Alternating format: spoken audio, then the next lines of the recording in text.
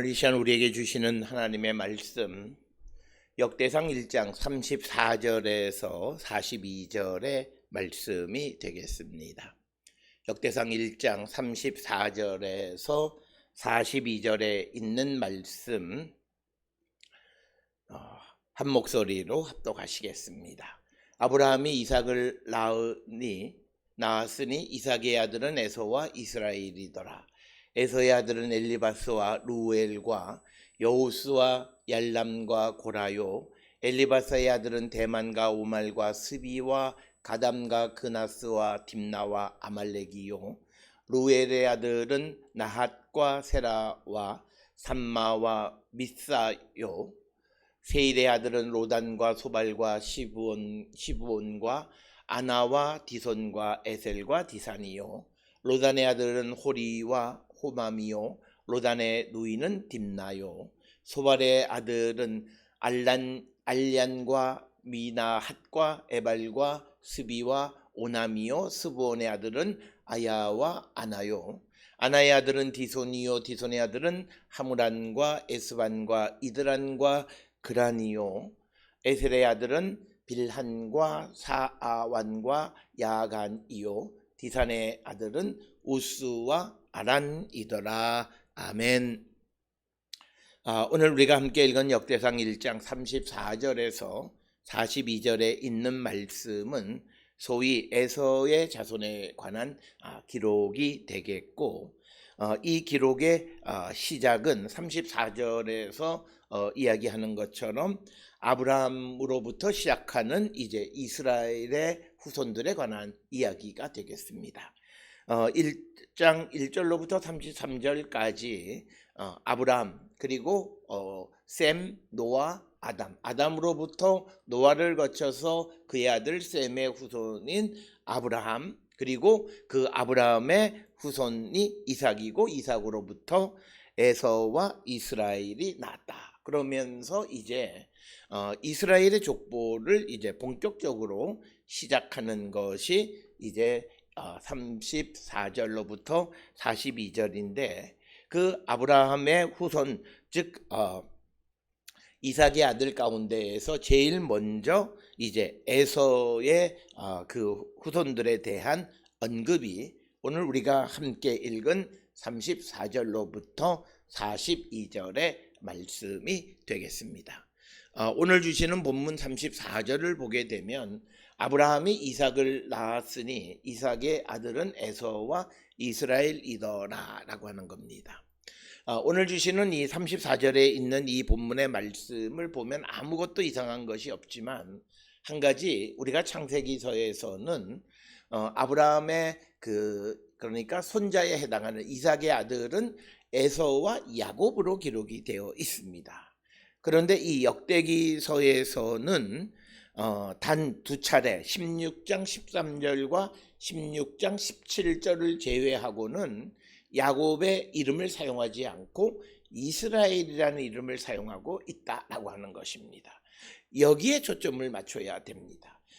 특별히 오늘 주시는 34절로 42절 그리고 이어지는 에돔의 왕들에 관한 이야기들, 그래서 2장 1절로부터 이스라엘의 아들에 관한 족보가 시작되어지는데, 여기에 초점은 아브라함으로부터 이삭을 거쳐서 이스라엘에게로 그 족보가 흘러가고 있다라고 하는 것인데, 왜 여기에서 야곱이라고 하는 말 대신에 이스라엘이라고 하는 말을 사용했을까라고 하는 것이 이제 우리가 가져야 될 관심이다라고 하는 것입니다.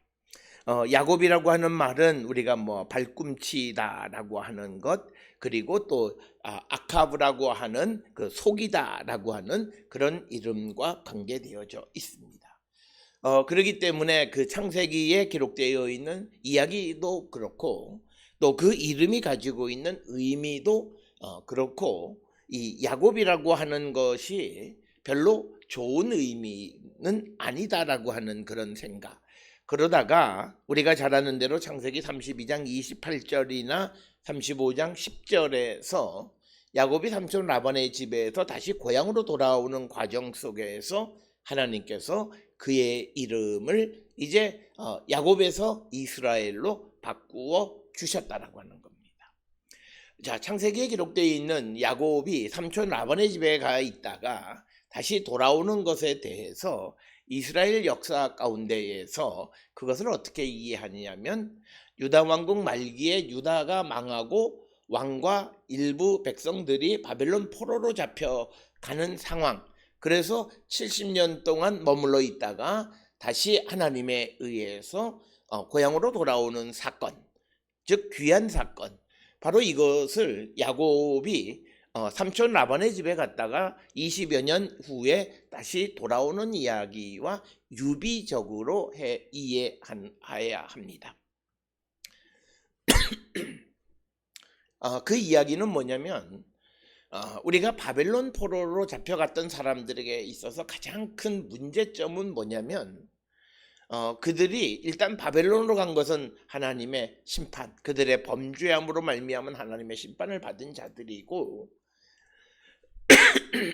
그들이 가 있던 곳은 이방 땅이다라고 하는 거예요. 그런데 이제 전통적인 사고 속에서 이방 땅에 거주하면 그곳에 거주하는 사람은 거룩할 수가 없습니다. 그렇기 때문에 바벨론으로 잡혀간 사람들이 바벨론에 계속 살면 아무런 문제가 생기지 않아요. 그러나 그들이 바벨론에 갔다가 다시 자기의 원 고향으로 돌아오게 되어지면 포로로 가지 아니했던 사람들과 포로에서 돌아온 사람들 사이에 이념적 갈등이 생기는 거예요. 누가 더 성골이고 진골이냐라고 하는 갈등입니다. 누가 더 옳으냐, 누가 하나님의 선택을 받은 자들이냐라고 하는 거예요. 그래서 우리가 이런 관점에서 성경은 바벨론에 갔다 온 사람들, 바벨론에 비록 그들이 범죄해서 하나님의 그런 징벌로 바벨론에 70여 년을 잡혀갔다가 돌아오긴 했지만 바로 그들에게 하나님이 그들을 택하셨다라고 하는 거예요. 그렇기 때문에 우리가 창세기에서도 보면 아브라함이 그 이삭의 아내를 얻기 위해서 자기의 고향으로 사람을 보내는 것이나, 또 이삭의 그 아들 야곱의 그 이 아내 둘을, 그리고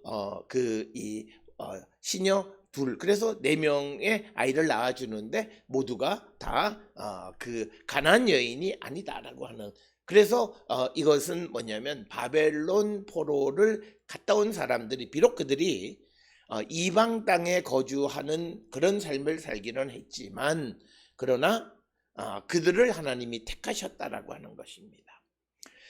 그 다음에 이제 우리가 잘 아는 에스겔 11장에 보게 되면 이스라엘 백성들이 바벨론으로 포로로 잡혀간, 이방 땅으로 포로로 잡혀갈 때 하나님도 같이 옮겨가신다는 거예요. 그래서 오히려 예루살렘에 하나님이 계시지 않아요. 그러니까 가나안에 남아있던 사람들은 하나님과 거리가 있는 사람들이야. 오히려 바벨론으로 잡혀간 사람들이지만, 그러나 하나님께서 그들과 함께 그 이방 땅에 가셔서 그들의 성소가 되어 주셨다라고 하는 거예요. 그래서 그들이 하나님을 예배하고 제사하는 하나님과의 유대 속에 살아가는 자들이고, 그들이 돌아오는 것은 그들이 결코 가나안에 남아있던 사람들에 비해서 이념적으로 큰 문제가 있는 자들이 아니다라고 하는, 이처럼 왜 그런 조금 복잡한 그리고 신학적인 이런 설명을 드리냐면, 오늘 우리가 읽은 34절에서 왜 에서와 야곱이라고 하는 말 대신에 에서와 이스라엘이라고 하는 말을 사용하느냐라고 하는 겁니다. 그것은 바로 이스라엘의 조상인 야곱이 그 바벨론의, 즉 삼촌 라반의 집에 갔다가 돌아올 때, 갈 때의 그의 입장은 도망자와 같은 신세였지만, 그러나 그 바벨론에 가는 것도 하나님이 그리로 인도하신 거고, 마치 유다 왕국 말기에 예레미야를 통해서 바벨론으로 가라라고 말씀하셨던 것과 같은 거고, 그 다음에 그가 20여 년 지나서 돌아올 때에 하나님께서 그의 이름을 이제 이스라엘로 바꿔주시는 것이 창세기 32장 28절로 35장 10절 두 군데 기록되어 있습니다. 이 사건을 통해서 이스라엘이라고 하는 것은 이제 새로운 이스라엘을 상징하는 이름이 되었다라고 하는 거예요. 그래서 우리가 이 이스라엘이라고 하는 말의 정확한 의미가 뭐냐, 이것 역시 쉽지 않아요. 그러나 많은 사람들이 설명하기를 이 여호와가 통치한다, 또는 여호와가 치유하시다, 여호와가 심판하시다, 뭐 이런 의미가 있다라고 설명을 합니다. 따라서 이스라엘이라고 하는, 이제 야곱이라고 하는 이름 대신에 이스라엘이라고 하는 이름을 사용하는 것은 새로운 출발을 하는 이스라엘, 바벨론 포로에서 돌아와서 새롭게 출발하는 이스라엘, 그 이스라엘은 하나님의 통치가 나타나는 그런 나라여야 한다라고 하는 그런 의미에서 야곱이라고 하는 말 대신에 이스라엘이라고 하는 용어를 사용해서 새로운 공동체를 나타내는 것이다. 따라서 오늘 주시는 이 34절로 42절에 아브라함의 족보, 그 가운데에서 에서의 족보를 기록하는데, 이 족보의 배경은 바벨론 포로에서 귀환하는 그 귀환한 공동체가 존재하는 그런 시대적 배경을 가지고 있다라고 하는 거죠. 그래서 바벨론 포로 이후 시대의 배경 속에서 이제 이스라엘은 여호와의 통치가 나타나는 나라가 되어야 한다. 그래서 아브라함의 손자인 야곱 대신에 이스라엘이라고 하는 이름을 역대기서는 내내 사용하고 있다라고 하는 것입니다. 우리가 잘 알다시피 야곱이라는 이름은 그 의미가 굉장히 부정적입니다. 발꿈치, 또 뿐만 아니라 또 그 속이다라는 아카브, 이런 데서 유래된 것이기에 이제는 이제 귀한 공동체, 삼촌의 집에서 돌아오는 야곱을 이젠 더 이상 야곱이라 부르지 않는 것처럼 바벨론 포로에서 돌아오는 그 공동체를 하나님이 통치하시고 하나님이 치유하신다라는 이스라엘로 부르는 것은 역대기서에서 굉장히 중요한 신학이다라고 하는 것입니다. 바로 그것이 나타나 있는 것이 이 34절 한 절의 말씀이 되겠습니다. 그러면서 35절로부터 7절까지는 에서의 아들들에 대해서 기록하고 있습니다. 엘리바스, 루엘, 여우스, 얄람, 고라, 이렇게 되어 있습니다. 그런데 그 가운데에서 엘리바스의 아들은 대만, 오말, 그리고 스비, 가담, 그나스, 딥나, 아말렉, 그리고 루엘의 아들은 나핫, 세라, 삼마, 미사, 이렇게 기록이 되어 있습니다.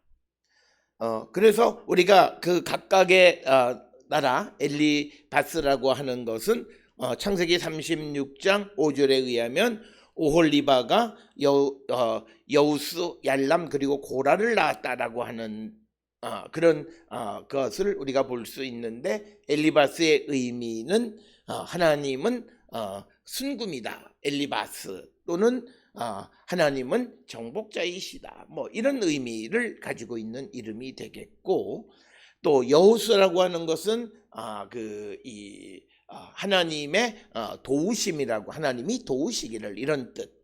그리고 얄람이라고 하는 말은 아마도 이익을 얻다, 뭐 이런 의미를 우리가 가지고 있고, 그 고라라고 하는 것의 이름, 35절에 고라의 이름의 뜻은 정확하지는 않지만 예레미야 25장 23절에서 살적을 깎는 자와 관계 있고 대머리라는 의미를 가지고 있는 것으로 추정을 합니다. 그러면서 36절에 엘리바스의 아들 대만, 오말, 스비, 가담, 그나스, 딥나, 아말렉, 이렇게 기록이 되어 있고, 이 가운데에서 이 아말렉이라고 하는 것은 이스라엘 역사상에서 굉장히 이스라엘과는 갈등이 많은 그런 민족으로 등장하는 것이 아말렉입니다. 그래서 그런 그 아말렉은 유다의 남쪽 지역에 거주하면서 출애굽할 때도 마찬가지이고, 이스라엘과 역사적으로 많은 갈등 관계에 있었던 그 아말렉이 에서의 후손이었다라고 하는 것이고, 그 다음에 37절에서 이어지는 것이 루엘의 아들은 나핫, 세라, 삼마, 미사, 이렇게 기록이 되어져 있습니다. 그러나 이 여기에 등장하는 나하세라, 삼마, 미사 이런 것의 지명 혹은 사람들의 정체에 대해서는 우리가 정확하게 알 수는 없다.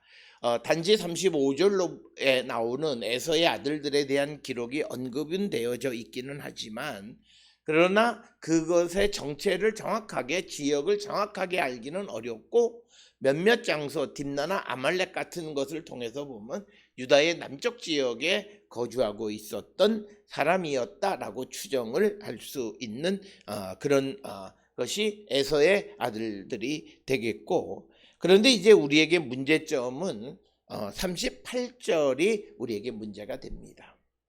38절에 갑자기 등장하는 것이 세일입니다. 그런데 이 세일은 앞에 누구와도 연결이 되지 않아요. 우리가 보는 족보에서 보게 되면 35절에서 에서의 아들 엘리바스 이렇게 기록되고 그 다음에 36절에서는 그 에서의 아들 엘리바스의 아들들을 언급하거나 또는 에서의 아들 루엘의 아들을 37절에서 언급합니다. 그런데 38절에 세일의 아들은 앞에 기록되어져 있는 에서의 아들 엘리바스, 루엘, 여우스나 얄람과 고라 가운데 아무하고도 연결이 되지 않고 심지어는 그 에서의 아들 엘리바스의 후손인 대만, 오말, 스비, 가담, 그나스, 딥나, 아말렉과도 관계가 없고 또 37절에 루엘의 아들인 나핫, 세라, 삼마, 미사와도 아무런 관련이 없이 갑자기 38절에서 세일이 등장하게 됐습니다. 이것이 이제 이 족보에서 매우 어려운 그런 내용 중 하나이다라고 하는 것입니다. 특별히 우리가 역대상 1장 34절 이하에 그 에서의 후손들에 관한 족보들이 쭉 기록이 되어 있고 그 다음에 이제 42절까지가 그렇고 43절부터는 에돔 땅을 다스리는 왕들에 대해서 기록을 하고 있습니다. 따라서 오늘 주시는 이 말씀 그리고 역대기서에서는 에서와 그리고 에돔을 좀 분리하려고 하는 그런 움직임을 우리가 조금 느낄 수 있다라고 하는 겁니다. 특별히 우리가 잘 알다시피 이 에돔이라고 하는 나라는 물론 나중에 그들이 에서가 살던 그곳에도 결국 그래서 정치적으로 에돔과 그 에서는 같은 그런 공동체로 이해를 하지만 그러나 우리가 성경을 통해서 보면 그 오늘 주시는 이 본문에서도 나타나 있듯이 이 에서는 아브라함의 계보로 흘러갑니다. 그러나 우리가 창세기의 내용을 통해서 보면 에돔은 아브라함의 조카 롯의 계보를 통해서 그 딸들을 통해서 그 형성되어진 나라입니다. 그래서 이 역대기서 안에서 그리고 성경 안에서는 그들이 후에는 같은 정치적 공동체가 되긴 했겠지만 그러나 둘 사이를 분리하려고 하는 움직임을 볼 수 있다라고 하는 거예요. 그래서 아브라함을 통해서 흘러가는 에서와 그 다음에 롯을 통해서 흘러가는 에돔을 분리하려고 하는 그래서 그 43절 이하의 에돔의 왕들에 대한 족보가 등장하고 있는 것이고 34절부터 42절까지에서는 특히 35절 이하에서는 에서의 족보를 기록하고 있다라고 하는 겁니다. 이렇게 서로 나누려고 하는 것은 무엇보다도 우리가 유다 왕국 말기에 우리가 오바댜서를 통해서 보았듯이 에돔이 유다에 대해서 행한 그런 나쁜 행위, 잔인한 행위들을 기억하고 있을 겁니다. 그렇기 때문에 그들이 결국은 같은 뿌리이긴 하지만 그러나 근본적으로 차이가 있다. 여기는 아브라함의 후손이고 그리고 에돔은 롯의 족보이다라고 하는 물론 그 위로 거슬러 올라가면 같은 뿌리에서 생겨나긴 했지만 그러나 결국 성경이 강조하는 아브라함을 통해서 흘러가는 족보는 에돔은 아니다라고 하는 것을 보여주고 싶은 것이 바로 오늘 주시는 34절로부터 이어지는 에서와 그리고 그 후에 에돔의 왕들의 이야기를 분리하는 이유가 거기에 있지 않나, 이렇게 많은 학자들은 생각을 하고 있습니다. 그러면서 이제 그 에서와 연결되어지는 것이 세일이고, 그리고 세일이 결국은 에돔과 연결되어지는 것으로 설명을 하고 있습니다.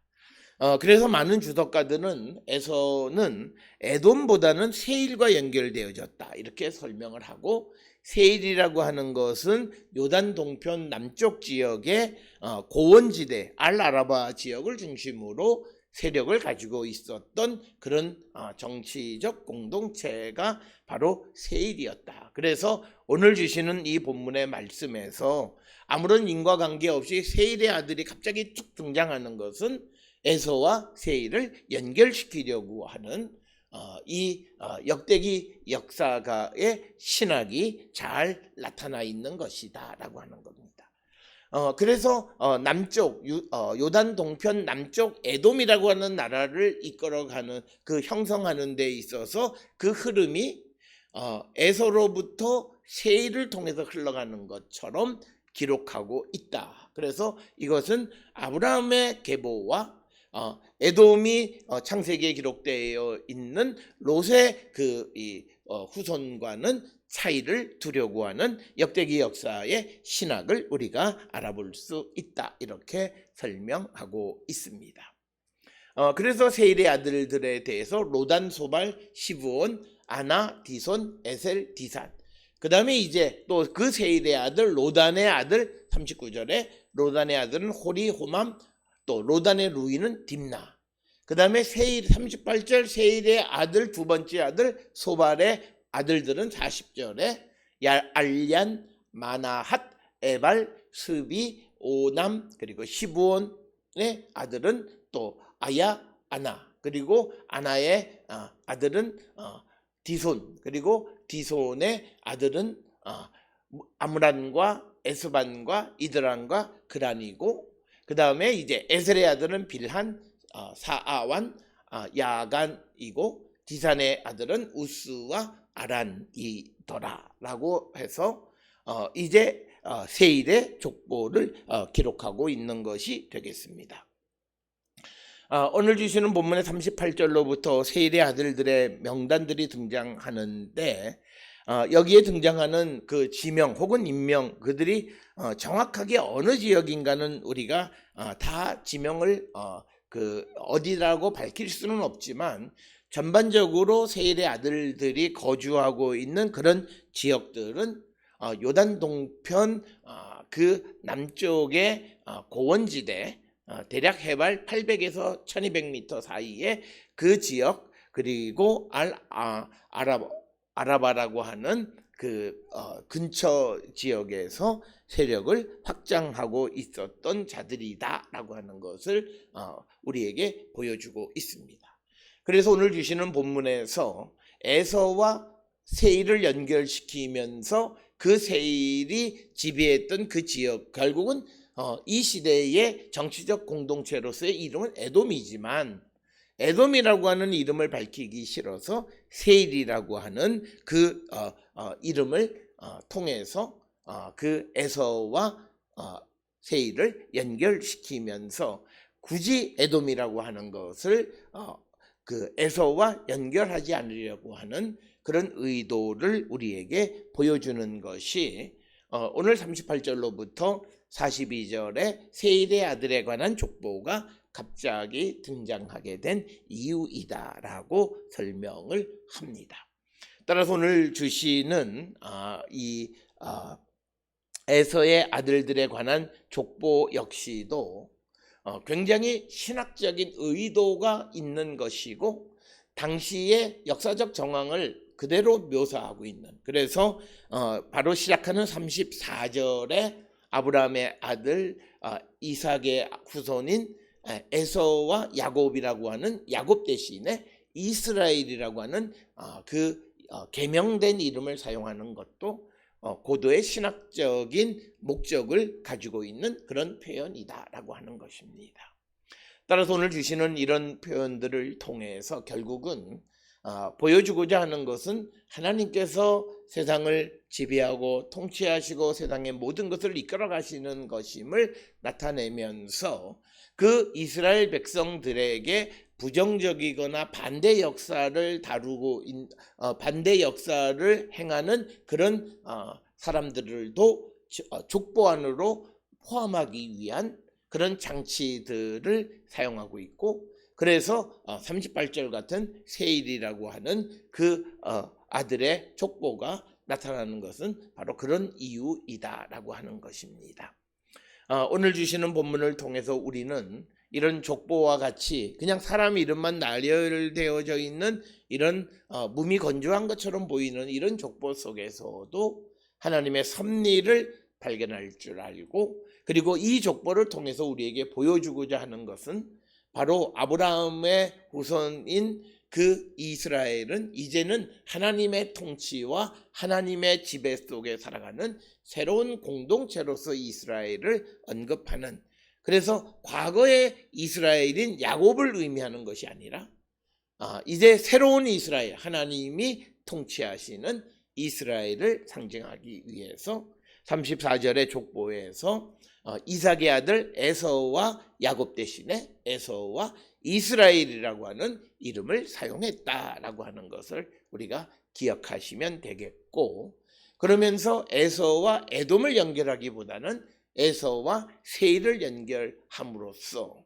유다 왕국 말기에 벌어졌던 그 에돔의 유다를 괴롭히고 점령하는 데 도움을 주었던 그런 행위에 대한 그 감정을 그대로 나타내고 있는 것. 그래서 에서와 세일을 연결하는 것이 오늘 주시는 38절로 42절의 족보가 되겠습니다. 오늘 주시는 본문의 말씀과 그 역대기 역사가의 신학적인 의도를 분명히 깨닫고, 우리도 이 땅을 살아가면서 어떤 입장을 분명하게 하면서 우리가 살아가는 자들이 되어야 함을 우리에게 가르쳐 주시는 그런 말씀이 되겠습니다. 오늘 주시는 말씀을 통해 우리 모두가 우리의 삶에 하나님의 뜻과 하나님의 목적 속에서 분명한 방향성을 갖고 살아가는 우리 모두가 될 수 있기를 주의 이름으로 축원합니다.